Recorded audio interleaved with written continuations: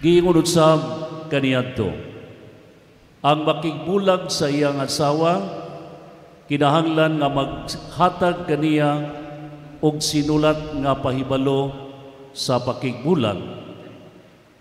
Apan karon sultihan ko kamo nga ang bubulag sa iyang asawa nga wala magluib kaniya makasala, kay siya man ang makaangin sa iyang asawa sa pagpanapaw kung ang asawa magminyo pagutsam o ang mga asawa kaniya makapanapaw utsam.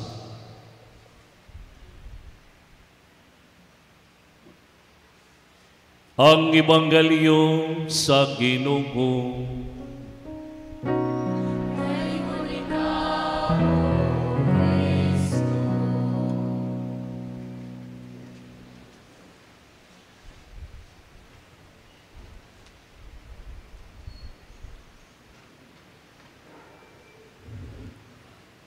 Maayong hapon.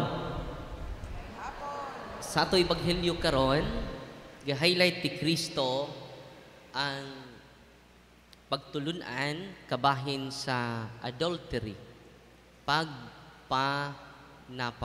Ang usual na to nga pagpanapaw nga atong nasabtan katong mobiya siyang asawa mangitaglain o na siya'y panapaw.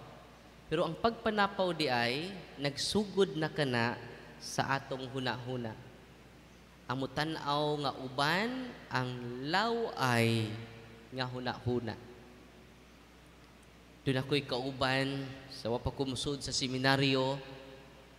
Kada kita nagbabay, magtuiyang laway. Brad, hubag kayo, Brad. Oh, haskang hubaga, uy.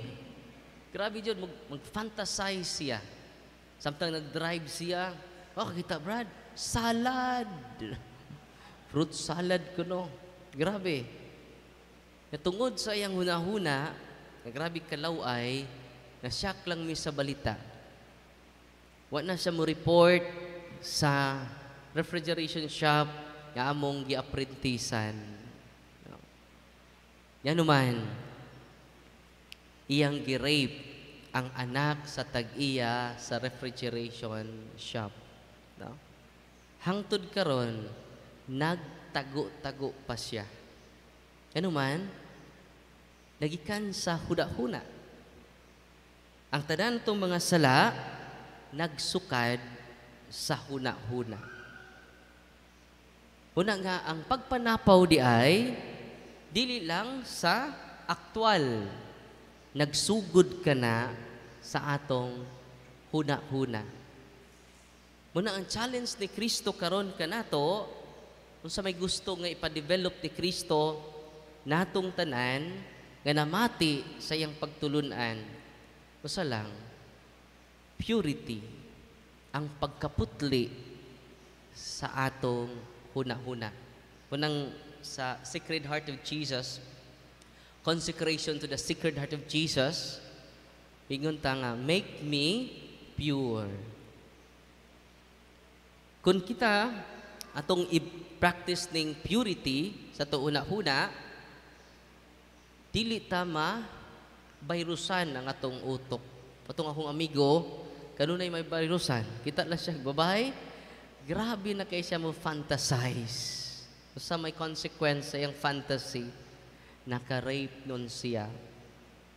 Hangtod karon, nagtago-tago.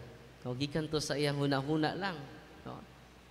Unang sa tong before ta nagsugod, nakasala kita o dako uyamot sa huna-huna, sa pulong, o sa buhat, o sa wala pagbuhat, sa angay nga buhaton. Unang challenge ni Kristo nato, make me pure. Lord, make me pure every day. Bulahan katong putli o kasing-kasing kay makakita sila sa Diyos. Ano sa to? Bulahan ang putli o kasing-kasing kay makakita siya sa Diyos. Ug mo na atong pangayuon sa Ginoo karon. Karong adlaw, Lord, make me pure. Let us all together consecrate our mind, our heart to Jesus. Make me pure. Tito 1:15 mingon si San Pablo, alang sa putli o hunahuna, ang tanang butang putli. Ano sa to? Alang sa putli o hunahuna, ang tanang butang putli. Apan alang sa hugaw o hunahuna, way butang limpyo para kaniya. One time, ang akong laptop, inig-on ako, di dayon mo start, mag-loading. Kakita mo na yung, sabot mo mag-loading, di dayon mo start. Sipag tuyok-tuyok tungkuan. No? Una mo, start ang laptop. Manang akong iadto sa technician. Brad, unsa man ako laptop, inig-on ako, mag-loading man. Atong tanawan, Father, daghag virus.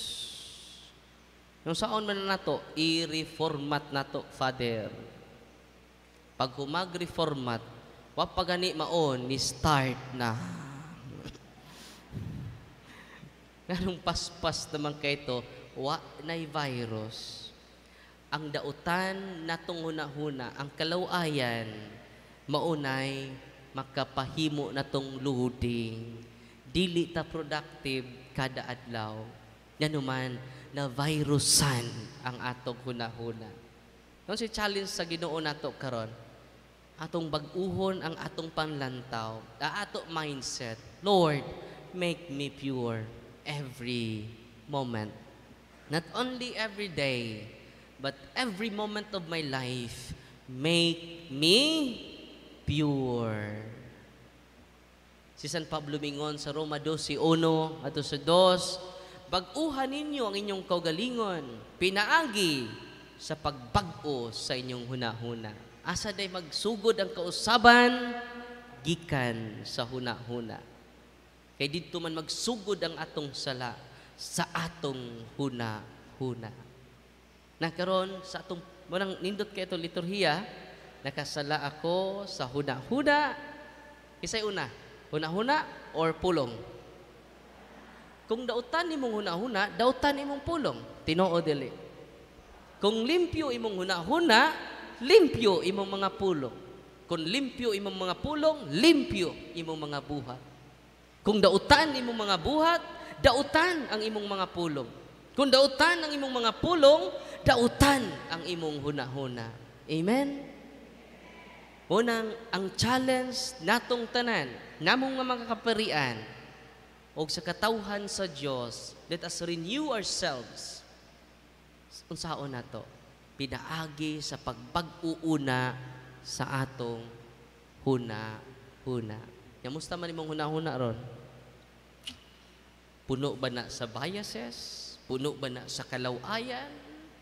Puno ba na sa kadautan? It's about time na kamingon kita sa Ginoo, Lord, make me pure. Kay alang sa putli nga kasing-kasing ang tanang butang putli. Unya, musamuta ka, gubot. Kung ang atong huna-huna, gubot. Kung ang atong huna-huna, dautan. Kung ang atong huna-huna, puno sa kalawayan, puno sa kahugawan.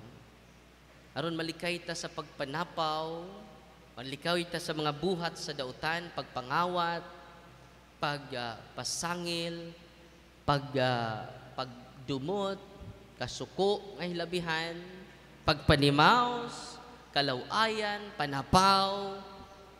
Ang challenge na to, ang solution na di ay atong usbon, ang atong kaugalingon, pinaagi sa pag-uuna sa atong huna-huna. Roma 12:1-2. So karon atong pangayoon, Lord, I consecrate my day. Make my heart pure. Make my mind pure. No?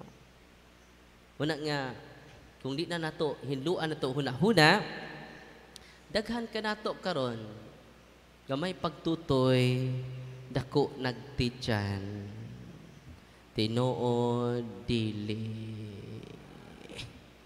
Uy, nabuntis man gamay pa man nagtutoy. Tungod na sa atong gipang tanaw, tungod na sa atong mga influence na atong ipatanaw. Una nga, kidahanglan kada adlaw, every moment of our lives, not only every day, Lord, make me pure. No? Make me chaste. Make me holy. No? Bulahan ang putli o kasing-kasing kay makakita sila sa Diyos. Muna itong pangayoon, sulod nining atong santos kamisa karon. Amen?